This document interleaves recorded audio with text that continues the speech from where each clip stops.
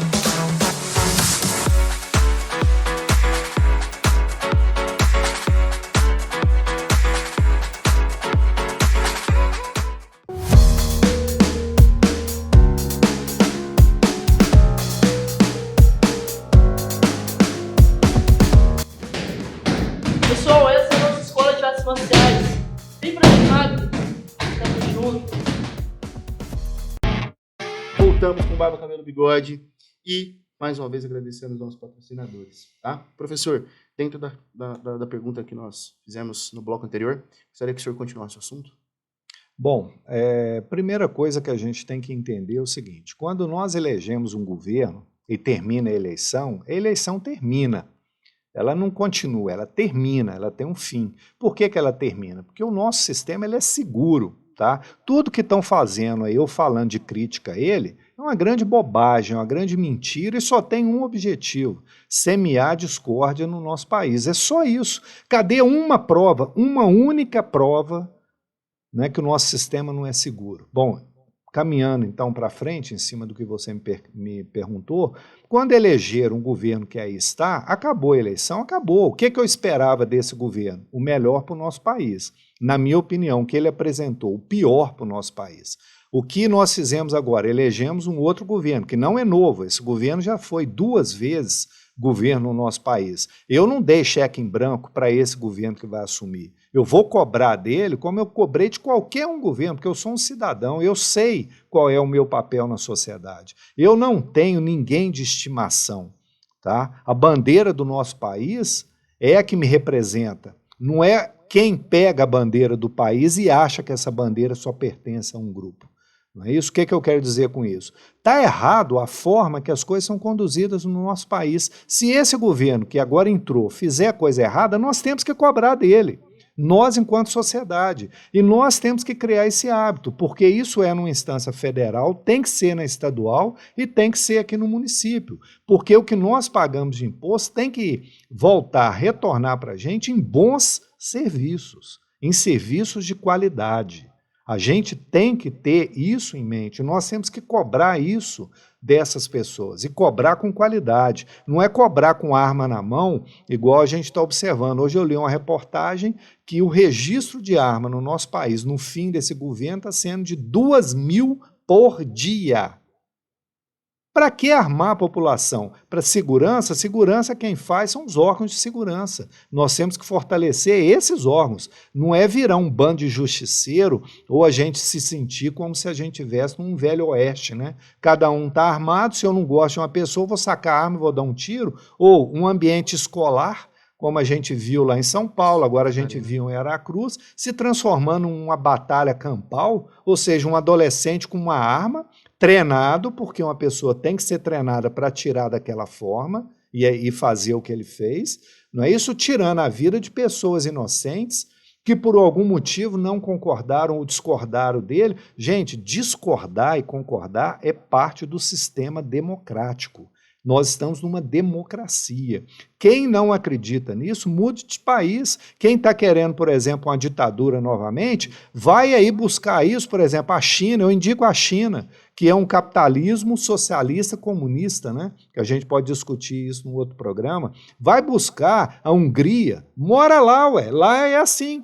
Eles não querem ser regidos por um sistema autoritário, vai para lá. Aqui é democracia, nós temos que privilegiar democracia, o diálogo acima de qualquer coisa, respeitar as diferenças. Professor, para o próximo bloco, e dentro desse contexto geral assim que já foi apresentado, as ideias como um todo, né, dos cortes recentes, né, a educação inclusive, que já vem de cortes recentes, né, então a gente já não sabe qual que é mais recente. Hoje, dentro do cenário nacional, tá? O que você acredita que os municípios têm de leis de incentivo à educação nas escolas municipais, nas escolas estaduais, que possam fazer com que a gente consiga se desenvolver enquanto federação, enquanto país, tá? A gente vai falar um pouquinho no próximo bloco, tudo bem? Ok, combinado. Então, fica com a gente.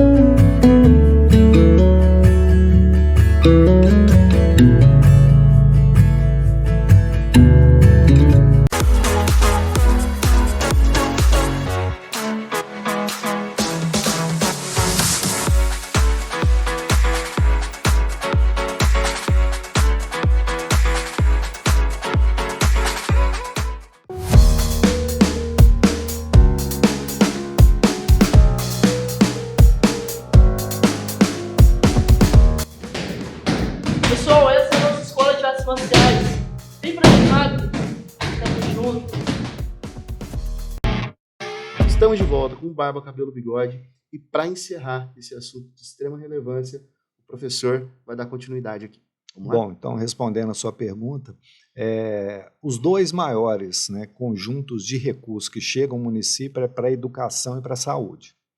Aí a gente já viu que a gestão de ambos os setores, elas estão sofríveis, né, para não usar uma outra palavra. Não é? Então a gente precisa entender o que está acontecendo, diagnosticar os problemas e propor soluções. Nós precisamos ser mais propositivos. Né? Então nós temos trabalhos, né? No curso que eu leciono e faço parte, é um curso de licenciatura também. Nós estamos aqui nas escolas com residência pedagógica, PIBID, projeto de extensão, etc, etc. Você chega na escola e você vê nitidamente, né, que o recurso não está chegando. Ou na biblioteca, um bom laboratório de informática, cadeiras, né, adequadas para os estudantes, um ar-condicionado numa sala para o estudante conseguir ficar confortável num período da tarde. André, mas isso é um excesso? Não, para mim isso é um investimento. Porque eu, enquanto professor, numa turma, né, dando aula a tarde inteira com o sol lá dentro, eu tenho uma dificuldade extrema para fazer esses meninos se concentrar no que interessa, que é prestar atenção nas discussões que a gente está fazendo, assim nas análises que são feitas. Assim como para o estudante. Para o estudante, né? Comida. Hoje o estudante tem uma perspectiva que eu achei que eu não ia ver mais no meu país. Né? Eu sou da zona rural de Manhuaçu. Lá eu vi as pessoas comprando pelanca no açougue e não entendia por quê. Aí eu comecei a observar aquilo. A pelanca eles levavam para casa, não tinha dinheiro para comprar o gás, punha aquilo cozinhando num fogão a lenha lá 4 horas, 5 horas e misturava aquilo no feijão. Era a carne que as pessoas comiam. Né? André, isso não existe no nosso país. Não existe por um bando de gente míope, né, que está acreditando num país que não é esse que nós estamos inserindo. Se você rodar a zona periférica de Viçosa, né, a área que está compondo o nosso município nas extremidades, tem pais e mães de família que chega o fim do mês e não tem o que comer em casa.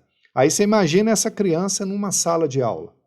Não é incentivar mais o programa de médicos na base, o médico da família, que vai evitar que essa criança chegue nos hospitais, na policlínica, bem como seu pai, a sua mãe, seu tio, seu avô. Não é? Voltar a mostrar a importância da vacina. Meu caro, como é que uma pessoa que não entende, lé nem crê, quer discutir, não é isso, se uma vacina funciona ou não? Você está entendendo? Sim. Não é? A gente tem que começar a valorizar aquilo que a gente tem de melhor, que é a ciência. A ciência erra? Obviamente que erra, mas ela acerta muito. E é em cima do acerto que nós não temos hoje crianças com paralisia infantil na escola, que nós não temos com meningite. Aliás, não tínhamos, porque com esse movimento anti-vacina, tem 15 dias eu me vacinei contra a meningite. De novo. Por que isso? Porque está tendo surto. Dengue. Né? Então a gente percebe que a educação ela é fundamental, mas é uma educação que faça o conhecimento chegar na base. Essa questão ideológica que essas pessoas falam que está sendo discutida não passa de uma grande bobagem, não é? Porque a mesma visão que elas têm, né, ideológica do campo que elas defendem, e eu tenho do campo que eu defendo, isso é levado para qualquer lugar que nós estamos na sociedade. Agora, tem que se discutir isso de forma equilibrada. E não à toa, né, professor? Eu acredito que esse equilíbrio são os 3 pilares da instituição federal, que é ensino, pesquisa e extensão, Sim. que é fazer justamente esse processo em que o professor ou o aluno vão desenvolver a base do que vai ser a ciência e a formação educacional e vai ser levado para a extensão, seja ela em que nível seja, Sim. né, em que nível for, Sim. seja na educação infantil, seja na base familiar, seja no cuidado da saúde de idosos, seja no processo de orientação durante a fase adolescente e adulto. Então, fica essa grande reflexão. Eu agradeço muito pela sua participação, pelas suas contribuições e fica aí esse tema de grande relevância para a gente em todos os aspectos. Agradeço muito. Eu estou à disposição. Sempre que precisar, a gente debater aí um tema relacionado a isso, pode me convocar que eu tenho o maior prazer de estar presente. Muito obrigado. De nada. Barba, Cabelo, Bigode, toda segunda-feira. Semana que vem tem mais.